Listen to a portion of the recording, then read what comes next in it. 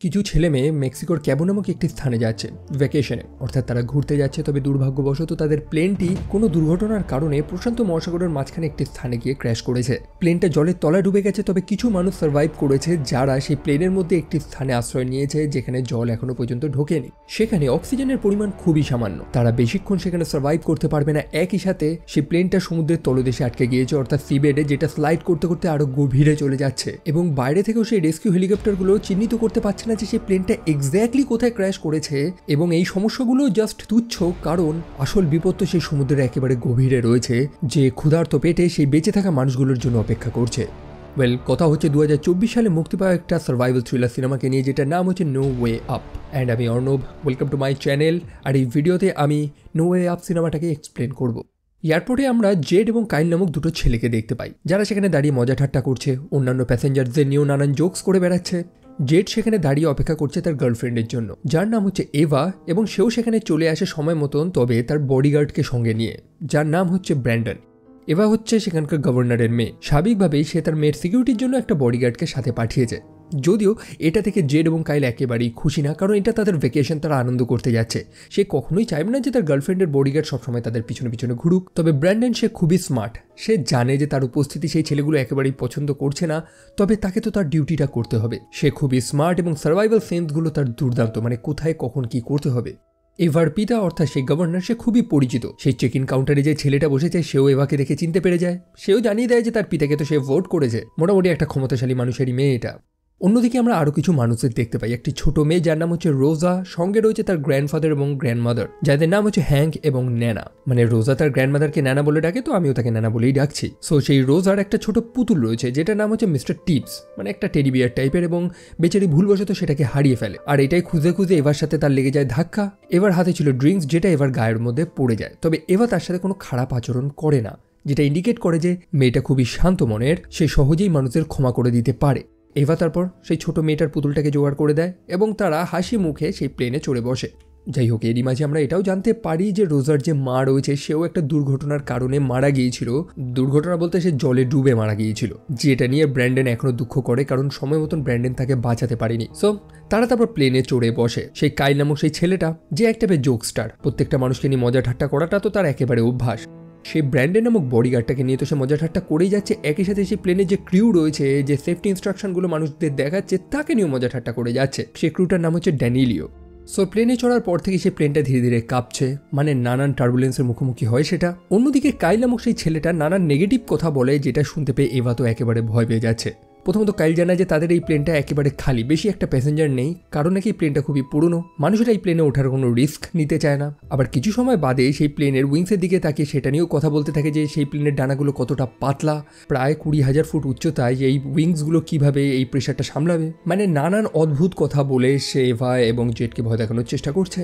তবে সে আর কি বলবে, সত্যিকারেরই তো এরকম ঘটনা ঘটছে, কারণ সেই প্লেনের ইঞ্জিনে কিছু পাখি এসে ধাক্কা মারে। প্লেনের পাইলট তো অ্যানাউন্স করে বলে দেয় যে চিন্তা করার কোনো কারণে, এটা জাস্ট নর্মাল, খুব অল্প সময়তেই তারা ক্যাবোতে পৌঁছে যাবে। তবে সেই ছোট্ট রোজা লক্ষ্য করে যে সেই ইঞ্জিনটার অবস্থা একেবারেই ভালো নয়, সেটা কাঁপছে, ধীরে ধীরে তার চারপাশের লেয়ারগুলো খুলে খুলে উড়ে যাচ্ছে। আর তারই মধ্যে একটা পার্ট সরাসরি উড়ে গিয়ে সেই প্লেনের মেন বডিতে গিয়ে ধাক্কা লাগে, সেখানে একটা ফাটল ধরে যায় এবং বাতাসের চাপে সেই স্থানটা সম্পূর্ণ ভেঙে খুলে যায়।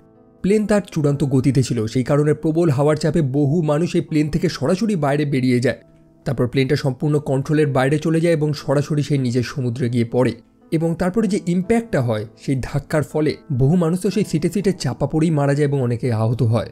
প্লেনটা ধীরে ধীরে সমুদ্রের একেবারে নিচে চলে যায় এবং সিবেডে গিয়ে ধাক্কা খায়। তবে সেই সিবেডটা অর্থাৎ সেই তলদেশটা একেবারে সমান ছিল না, সেটা একটু স্লোপি ছিল, সাইড করা ছিল, অর্থাৎ কোনো সমস্যা হলে সেই প্লেনটা স্লাইড করে আরও নিচে চলে যাবে। সেই প্লেনটার মধ্যে তো জল ঢুকে পড়েছে, তবে একদম রেয়ার সাইডে যেখানে কিছু হাওয়া বাকি রয়েছে সেখানে জল এখনও প্রবেশ করতে পারেনি এবং সেখানে অল্প কিছু মানুষ আশ্রয় নিয়েছে। এভা এবং তার বয়ফ্রেন্ড জেট, তার বন্ধু কাইল, তারা জীবিত রয়েছে এবং সেই ছোট বাচ্চাটা যার নাম হচ্ছে রোজা, সেও জীবিত রয়েছে। তবে রোজার যে গ্র্যান্ডমাদার ছিল যার নাম হচ্ছে ন্যানা, সে তো প্রায় জ্ঞানই হারিয়েছিল। তবে এভা তাকে সিপিআর দিয়ে আবার ঠিক করে দেয়। তবে দুর্ভাগ্যবশত রোজার যে গ্র্যান্ডফাদার ছিল অর্থাৎ হ্যাঙ্ক, সে দুর্ঘটনাস্থলেই মারা গেছে। যেমনটা বলেছিলাম, ব্র্যান্ডন খুবই স্মার্ট, সার্ভাইভাল স্কিল তার দুর্দান্ত। সেই মুহূর্তে তাদের কি করা উচিত সেই জ্ঞানটা তার রয়েছে। অন্যদিকে কাইল এবং জেড, তাদের মুখে শুধু নেগেটিভ কথা। তারা আসলেই এমন পরিস্থিতিতে রয়েছে, তারা এই মুহূর্তে সমুদ্রের তলদেশে 30 ডিগ্রি একটা স্লোপের মধ্যে রয়েছে, অর্থাৎ প্লেনটা কাত হয়ে রয়েছে। তারা যে স্থানে রয়েছে সেটা একটা এয়ারলক, বাতাস সেখানে কিছু রয়েছে, তবে তাদেরকে খেয়াল রাখতে হবে যে কারোর মাথা ঘুরছে নাকি বা কারোর ঘুম আসছে নাকি, বিকজ এটা অক্সিজেন শেষ হয়ে যাওয়ার লক্ষণ। একই সাথে সেই প্লেনের ব্ল্যাক বক্সে একটা ট্রান্সপন্ডারও থাকে। দুর্ঘটনার সাথে সাথেই একটা SOS চলে গেছে এবং সম্ভবত রেস্কিউ টিম এসে তাদেরকে সময় মতন বাঁচিয়ে নেবে। এখন স্বাভাবিকভাবেই প্রত্যেকটা মানুষের মাথায় নেগেটিভ চিন্তা আসবেই, এই সিচুয়েশনে আসে, তবে তাদেরকে পজিটিভ চিন্তা করতে হবে সার্ভাইভ করতে হলে। ব্র্যান্ডন এই কথাটাই সবাইকে বলে। এই মুহূর্তে তাদের সব থেকে বেশি যেটা প্রয়োজন সেটা হচ্ছে অক্সিজেন। সেই প্লেনে দুখানা ইমার্জেন্সি অক্সিজেন ট্যাঙ্ক থাকে, তবে ড্যানিলিও লক্ষ্য করে যে সেগুলো খালি। এটা ইন্ডিকেট করে যে তাদের সেই প্লেনের সার্ভিসটা কতটা জঘন্য। তবে ন্যানা তখন জানায় যে সে লক্ষ্য করে যে সেই প্লেনে একজন প্যাসেঞ্জার রয়েছে যার কাছে একটা মেডিকেল অক্সিজেন ট্যাঙ্ক রয়েছে, তারা সেটার ব্যবহার করতে পারে। আর সেটার খোঁজেই ব্র্যান্ডন চলে যায়। আর এরই মধ্যে ন্যানা ব্র্যান্ডনকে রিকোয়েস্ট করে বসে যে সে যাতে তার স্বামীর টুপিটা নিয়ে আসে, মানে তার স্বামীর একটা স্মৃতি। যেটা শুনতে পেয়ে ব্র্যান্ডন আরো রেগে যায় যে এরকম একটা সিচুয়েশনে সে টুপির চিন্তা করছে, বিশেষ করে তার স্বামী সে মরে গেছে, এখন যারা বেঁচে রয়েছে তাদেরকে নিয়ে চিন্তা করা উচিত। যাই হোক, ব্র্যান্ডন চলে যায় সেই ট্যাঙ্কটার খোঁজ করতে এবং জলের তলায় এসে সেটা পেয়েও যায়। চারিদিকে বহু মৃত মানুষ যারা সিটি এখনো আটকে রয়েছে, আইদার ইম্প্যাক্টে নয়তো সেই জলে ডুবেই তারা মারা গেছে। তবে এতক্ষণ যে সমস্যাগুলোর কথা বললাম সেটা তো জাস্ট সামান্য, কারণ আসল বড় বিপদ সেই সমুদ্রের নিচে তাদের জন্য অপেক্ষা করছে। যেমনটা দেখেছিলাম যে সেই প্লেনের একটা সাইডে পুরো খালি হয়ে গেছে, হয়ে গেছে, একদম ফাঁকা হয়ে গেছে, এবং যেখান থেকে একটা শার্ক ভেতরে প্রবেশ করে, যেটা সরাসরি ব্র্যান্ডনের উপরে আক্রমণ করে দেয়। তারপর ব্র্যান্ডন কোনো মতে বাকি সার্ভাইভারদের কাছে গিয়ে পৌঁছায় সেই অক্সিজেন ট্যাঙ্ক এবং হ্যাঙ্কের সেই টুপিটা ন্যানাকে তো দিয়ে দেয়। তবে সেই শার্কের কামড়ে ব্র্যান্ডন যথেষ্ট আহত, লিটারেলি ফিনকি দিয়ে তার রক্তক্ষরণ হচ্ছে। তবে সেও আর বেশিক্ষণ সার্ভাইভ করতে পারে না, কারণ সেই শার্কটা সেই পর্যন্তও চলে এসেছে এবং সে ব্র্যান্ডনকে টেনে নিয়ে চলে যায়। আর তখন এভা এবং বাকি সার্ভাইভাররা বুঝে যায় যে দে আর ডুমড, তারা চরমভাবে ফেসে গেছে। নট শিওর যে তারা বাঁচবে কি বাঁচবে না। ওয়েল, এখন তাদেরকে কি করা উচিত? যেমনটা ব্র্যান্ডন তাদেরকে বলেছিল যে তাদেরকে অপেক্ষা করা উচিত যতক্ষণ না রেস্কিউররা এখানে আসে তাদেরকে উদ্ধার করার জন্য। অন্যদিকে কাইল নামক সেই ছেলেটা, সেই দুর্ঘটনা, সেই ইম্প্যাক্টের কারণে তার হাতে বড় একটা চোট লেগেছে, সেখান থেকে ব্লিডিং হচ্ছে এবং সেটা ট্রিটমেন্ট করা প্রয়োজন। সেখানে নানা উপস্থিত ছিল যার মেডিকেল নিয়ে যথেষ্ট জ্ঞান রয়েছে। তিনি একজন আর্মি মেডিক ছিল যিনি ইরাকে সার্ভ করেছে এবং সেখানেই তার সাথে তার হাজবেন্ড অর্থাৎ হ্যাঙ্কের সাক্ষাৎ হয়েছিল। সো সেই কারণে এই টাইপের আঘাতগুলোকে সে ভালোই ট্রিট করতে পারে। একই সাথে সেই শার্কগুলো সেই প্লেনে থাকা যে মৃত মানুষগুলো রয়েছে তাদের শরীরগুলোকে খাওয়া শুরু করেছে। মোটামুটি একটা ভয়ানক সিচুয়েশন তৈরি হয়েছে। একই সাথে প্লেনটা ধীরে ধীরে কাঁপছে, কারণ যেমনটা বলেছিলাম সেই প্লেনটা একটা 30 ডিগ্রি স্লোপের মধ্যে রয়েছে, যখন তখন সেটা স্লাইড কেটে আরো গভীরে চলে যেতে পারে। একই সাথে জলের উপরে কিছু রেস্কিউ হেলিকপ্টার তারা সেই প্লেনটাকে খোঁজার চেষ্টা করছে, তবে অত বড় সমুদ্রের মাঝে কোথায় প্লেনটা পড়েছে সেটা তারা খুঁজবে কি করে? একই সাথে হেলিকপ্টারের ফিউলও শেষ হয়ে আসছে, তারা কতক্ষণই বা এরকমভাবে সমুদ্রের উপরে উঠতে থাকবে? তবে তাদের কাজের চাপটা এবার একটু বেশি, কারণ তারা যে মানুষগুলোকে রেস্কিউ করবে তাদের মধ্যে স্বয়ং গভর্নরের নিজের মেয়ে রয়েছে। তারা ঠিক সেই রাস্তায় চলেছে যেমনটা ব্র্যান্ডন তাদেরকে বলে দিয়েছে। তাদেরকে সেখানে ওয়েট করতে হবে, তবে কতক্ষণ? সেই স্থানে যতটুকুনি বাতাস আছে সম্ভবত তারা বড়জোর 2 কি 3 ঘন্টা সার্ভাইভ করতে পারবে। একই সাথে তারা সমুদ্রের একেবারে তলায় রয়েছে যেখানে জলের চাপ অতিরিক্ত বেশি। আর প্রথমত এটা তো জাস্ট প্লেন, এটা তো কোনো সাবমেরিন না যেখানে 3-4টে মেটালের লেয়ার থাকবে যেটা সমুদ্রের চাপটাকে সহ্য করতে পারবে। এটা তো জাস্ট একটা প্লেন, পাতলা অ্যালুমিনিয়ামের লেয়ার রয়েছে। সমুদ্রের প্রবল চাপে সেই প্লেনটা ক্রাশ হয়ে যাবে এবং ভেতরে থাকা মানুষগুলো। তবে একই সাথে বিপদ তো তাদের কমছে না, আরও বাড়ছে। যেমনটা বললাম সেই প্লেনের পজিশনটা একেবারে স্টেবল ছিল না, সেটা কাত হয়েছিল এবং সেটা স্লাইড করে আরও নিচে চলে যেতে থাকে এবং সেই সিভেডের একটা শেষ পর্যায়ে গিয়ে পৌঁছায় যার সামনে একেবারে খাদ, অর্থাৎ প্লেনটা আর কিছুটা এগোলে সরাসরি সে নিচে খাদে গিয়ে পড়বে। সেটা কতটা গভীর তার কোনো আইডিয়া নেই। আর সেখানে পৌঁছালে তো অবশ্যই মৃত্যু অনিবার্য, যে সেখানে কেউ তাদেরকে বাঁচাতে আসবে না। তারা খুবই কনফিউজ, তারা এটাও জানে না যে কেউ আদৌ তাদেরকে খুঁজছে নাকি বা কেউ তাদের বাঁচাতে আসছে নাকি। তারা প্ল্যান করছে যে কোনো মতে সাঁতরে সেই প্লেন থেকে বাইরে বেরিয়ে যাবে, তবে তারা কতটা গভীরে, অতক্ষণ তারা দম বন্ধ করে রাখতে পারবে নাকি এটাও তারা জানে না। একই সাথে বাইরে রয়েছে সেই হিংস্র শার্কগুলো, মানে সেই হাঙরগুলোকে তারা কিভাবে ইগনোর করবে। তখন সেই ছোট্ট রোজা জানায় যে বাবল, মানে জলের যে বুদবুদিগুলো হয় না সেগুলো, সেটা স্কুলের বইতে পড়েছে যে শার্ক বাবলস একেবারেই পছন্দ করে না, যেটা সাহায্য নিয়ে তারা শার্ককে ভয় দেখাতে পারবে। একই সাথে তখন কাইলের মাথায় আসে যে সেই এয়ারপোর্টে কিছু ছেলেদের দেখেছিল যাদের কাছে কিছু স্কুবা গিয়ার ছিল। ড্যানিলিও জানায় যে তাদের এই স্থানে একটা হ্যাচ রয়েছে যেটার সাহায্যে তারা সরাসরি কার্গোতে পৌঁছাতে পারবে, অর্থাৎ যেখানে মানুষদের লাগেজগুলোকে রাখা রয়েছে। তবে সেই স্কুবা গিয়ারগুলো বা সেই স্কুবা ট্যাঙ্কটা সেটা অবশ্যই খালি থাকবে, কারণ ভর্তি স্কুবা ট্যাঙ্ক নিয়ে তো তারা প্লেনে চড়তে পারবে না। এখন স্কুবা ট্যাঙ্কটা খালি হলেও বা কি হয়েছে, বাকি স্কুবা গিয়ারগুলো তো তারা ব্যবহার করতে পারবে। অন্যদিকে সমুদ্রের উপরে উঠতে থাকা সেই রেস্কিউ হেলিকপ্টারগুলো ফাইনালি কিছু ডেব্রিজ খুঁজে পায়, সেই প্লেনের কিছু অংশ যেটা সমুদ্রের উপরে ভাসছে। তারা বুঝতে পেরে যায় যে এখানে আশেপাশে সেই প্লেনটা ক্র্যাশ করেছে এবং তারা দুটো স্কুবা ড্রাইভারকে পাঠায় জলের নিচে। তবে সেই হেলিকপ্টারের ফিউল কমে আসছিল, তাদের হাতে ছিল মাত্র 15 মিনিট এবং সেই দুই রেস্কিউয়ার ফাইনালি সমুদ্রের নিচে সেই প্লেনটাকে খুঁজে পায়।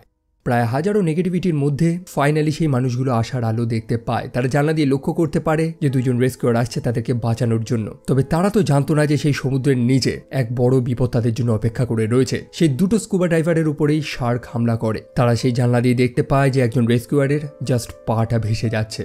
যেটুকুনি আশা তাদের মধ্যে জন্মেছিল সেটুকুনি আশাও শেষ। এখন তারা রিয়েলাইজ করে যে তাদের যা করতে হবে নিজের থেকেই করতে হবে। সেই বাইরে উঠতে থাকা হেলিকপ্টারগুলো চলে যায় কারণ তাদের ফিউল একেবারে কম। তারা ভেবেছে যে সেই স্কুবা ড্রাইভারগুলো তারা তো প্রফেশনাল, তারা জানে যে কিভাবে সার্ভাইভ করতে হবে। তারা তাদের বাকি টিমদের খবরটা দিয়ে চলে যায় হেলিকপ্টারটাকে রিফিউল করার জন্য।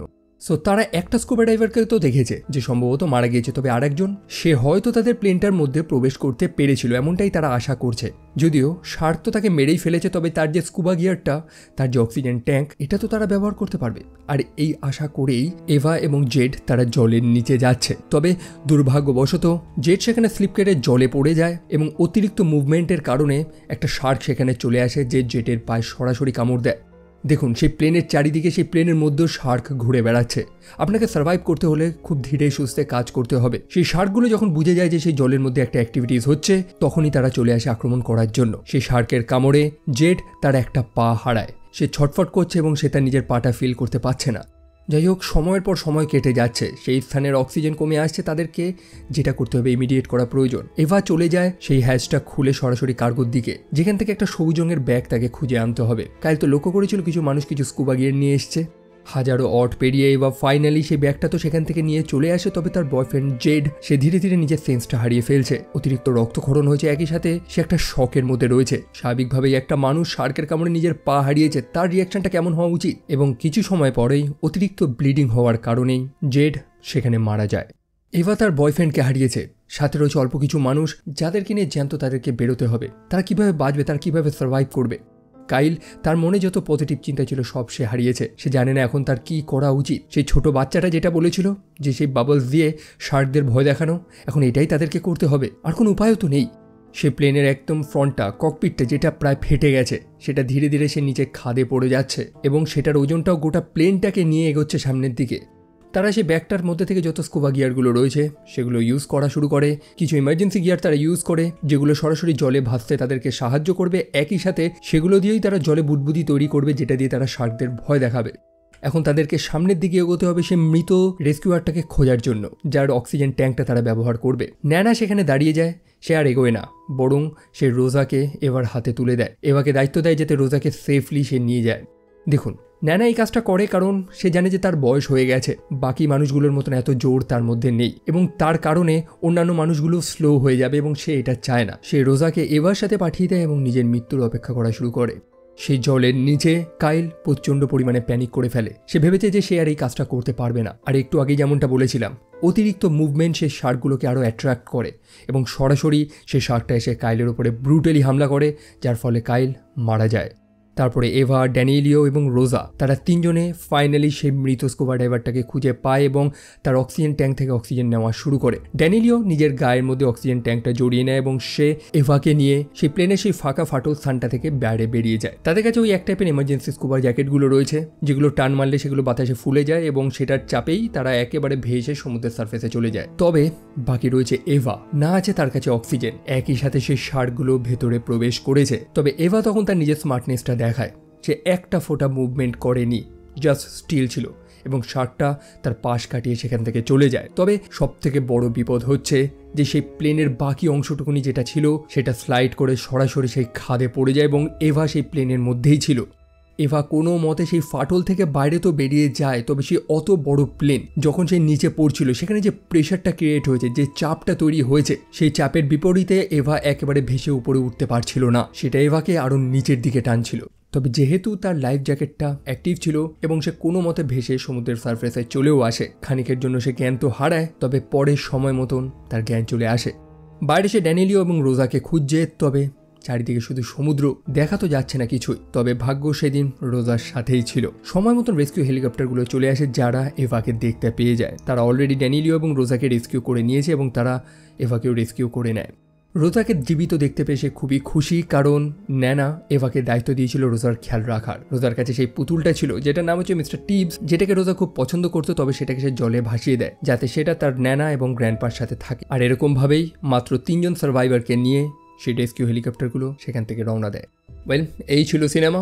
আই হোপ আপনারা এনজয় করেছেন। সিনেমাটা আমার কাছে মোটামুটি ভালোই লেগেছে একটা নর্মাল সার্ভাইভাল সিনেমা হিসেবে। এখন মিস্টেক খুঁজতে বসলে এই সিনেমার মধ্যে ভর্তি মিস্টেক্স রয়েছে, যেগুলোকে আমি লিটারালি ইগনোর করেছি। তবে যারা যারা সার্ভাইভাল সিনেমা পছন্দ করেন তাদেরকে আপনি এই সিনেমাটা রিকমেন্ড করতে পারেন। ওয়েল, দ্যাটস ইট, এটুকুনি বলার ছিল।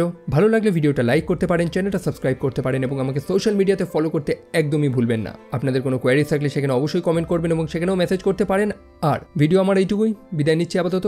দেখা হচ্ছে আপনাদের সাথে পরের আর একটা ভিডিওতে। টিল দেন ভালো থাকবেন, সাবধানে থাকবেন, টেক কেয়ার অ্যান্ড বাই।